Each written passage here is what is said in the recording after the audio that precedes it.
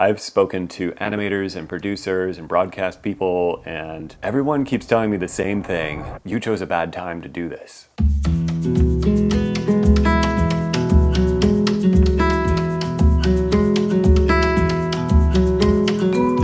Hi everyone, I am back. Just to give you a quick update. It's been a while and I thought you deserve an update. So here I am, popping in to say hello. So we're blessed today with the presence of Boo and of Yaya. I'm Andrew. I make children's books with these dogs and I'm working on an animated series. I haven't given you an update in a while and I haven't given up, but I've just kind of learned that I'm in a whole complicated world here. I've spoken to animators and producers and broadcast people, and everyone keeps telling me the same thing. You chose a bad time to do this. The animation industry is on its head. The entertainment industry in general is struggling a lot right now. A lot of people are out of work, and that is really unfortunate. And it really sucks, not for me, but for those people. I don't think that's a reason to give up, though. In fact, I feel more certain now that I want to do this than I ever have. So we're gonna carry on and do the best we can and keep learning this giant world, see what we can do. The goalpost keeps moving, and at the same time I keep getting energized by kind of new ideas and realization that I need to do this. I really want to see this come to light one way or another. Whether it's ends up being a stripped down kind of really simplistic streaming approach that ends up on YouTube, which I'd be super happy with, or whether I chase the broadcast dream and get it picked up by a big network. Either of those is good for me. What I want to do is get my message across. So a lot has been going on with me in my life in the past few months, and that's one of the reasons I haven't made an update here. There's also a whole bunch of really fun things that have been happening. I've been working on a new book about parks and even starting another book about beaches. These are children's books. They're so fun to make. This is why I'm here and not over there where I usually am recording in my studio space, because my studio space is covered in props, which is really fun because I'm making children's books and these props are just colorful and rainbows and stripes, and I kind of don't mind having this mess around because it's a pretty mess. I did a little shoot for a car company on Vancouver Island a couple weeks ago, and that was super fun.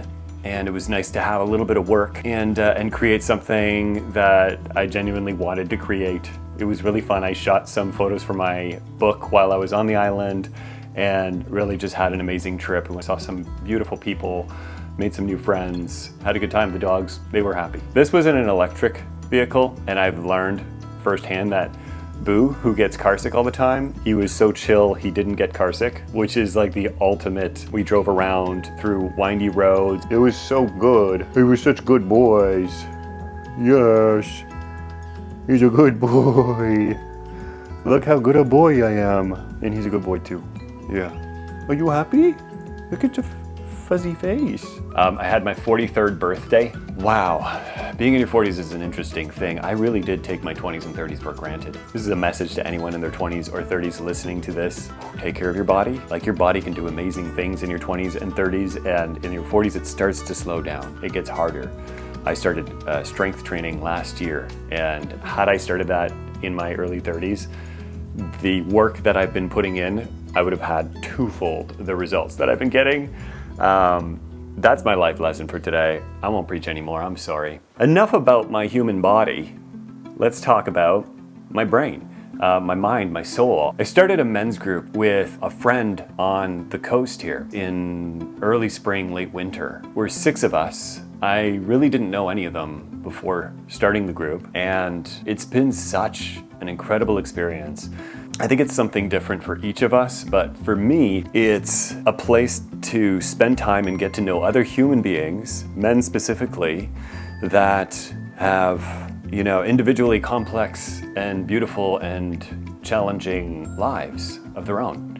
We just kind of hold space for each other and talk, but the main fact of the matter is that we don't drink and we don't distract ourselves with like sports or anything. We have a fire on the beach and we talk for 2 to 3 hours usually, and we just listen. We talk and we listen. It's been a really beautiful journey. We've had 6 sessions so far, same 6 guys. It's just been phenomenal. I would 100% recommend doing something like this, even though it sounds kind of lame, it sounds weird, it sounds awkward, but it is not. It is none of those things, except for maybe a little bit at first. The fulfillment that it gives me in a place where I've not had the easiest time making friends is really helpful. I'm actually with one of the guys in there. We're likely going to start a Substack about kind of the things that we're learning and processing in there. But the reason that I want to bring this up is because this has been clarifying things for me for my vision for the show. The show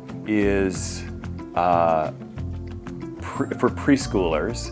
It's an animated series about 2 boys, 2 young dogs, who are brothers, who travel around in their big, cool yellow van.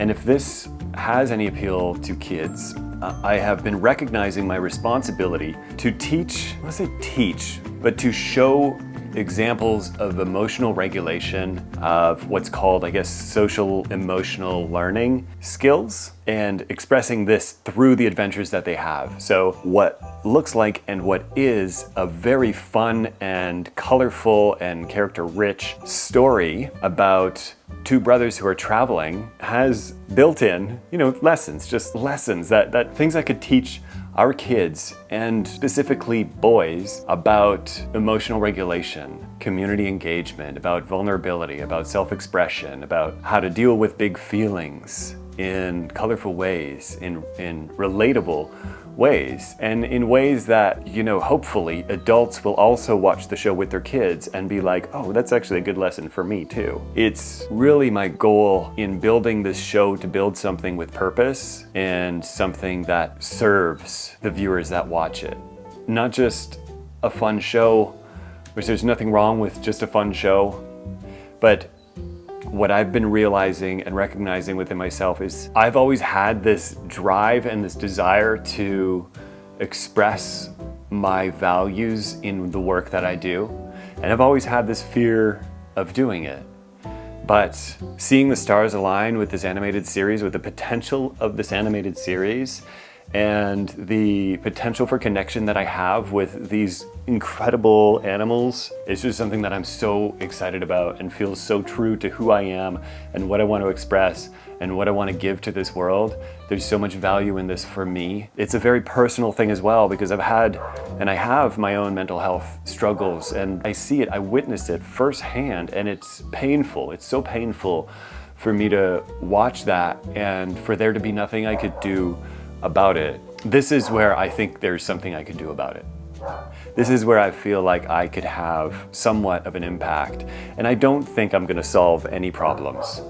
But I think that anyone creating something, being viewed by these young minds, has not necessarily even a responsibility, but the potential to leave something behind of value, to give them something that they can use.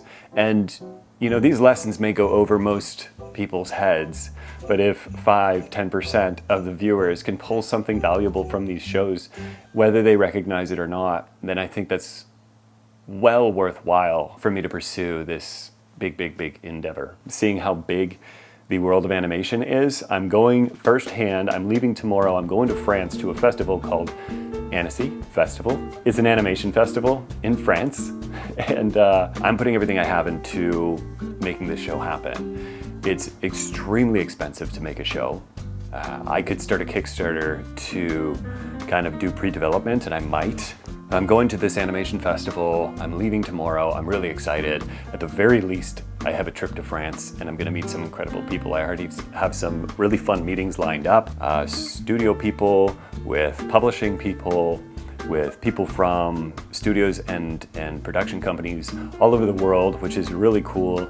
I have a little bit of interest kind of building up in this, which is cool too. But I think at the heart of it, I am the one who has to drive this ship. I am the one who has to see this through and make it happen and make those connections and find that money and get this show out into the world. So unless I do it, it won't happen. So I want to put everything I have into making this a reality. So I'm making Yaya Boo books, and I'm making a Yaya Boo show. And if this succeeds, and if this show becomes a real show, which I really hope it does, it's gonna be the Yaya Boo show. It's gonna be fun. It's gonna be Yaya Boo adventures on the road, having a blast with funny, silly jokes, because as much as I am a purpose-driven individual, I am an absolute silly goose.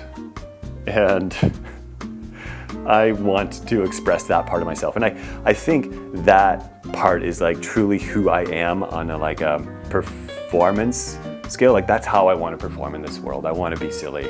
I want to interact with people. I want to make jokes. I want to laugh with strangers. I always picture what my 40-year plan is, and that 40-year plan is to be a silly old man who laughs all the time. That senior that you see that's always laughing on the bench in the mall or whatever. That's who I want. That's my 40-year goal. And on the inside, I'm like driven by this deep drive of purpose of like, I recognize that at this short life that I have, I don't know what it all means to be here, but if it means anything at all, then I want to make sure I don't squander that meaning by not expressing these things that I think are important, by not taking care of other people when I really feel the drive and the desire to do that. That is my deep dive into why I'm making this animated series, into why I'm not giving up, even though there's only a slim chance that this happens, if I'm being honest with myself. But I'm going to France tomorrow, and I'm going to see if I can make this happen. I'll keep you updated with how things are going as they go. Okay, I love you. Goodbye. Did I forget anything? Oh, please pre-order my book. Let's Find Yaya Boo on the Go. It's coming out in September. If you pre-order, you will get a gift. To be determined. Okay, I love you. Bye. Hey? Whoop, whoop, whoop, whoop, whoop. You woke me up. Why did you wake me up?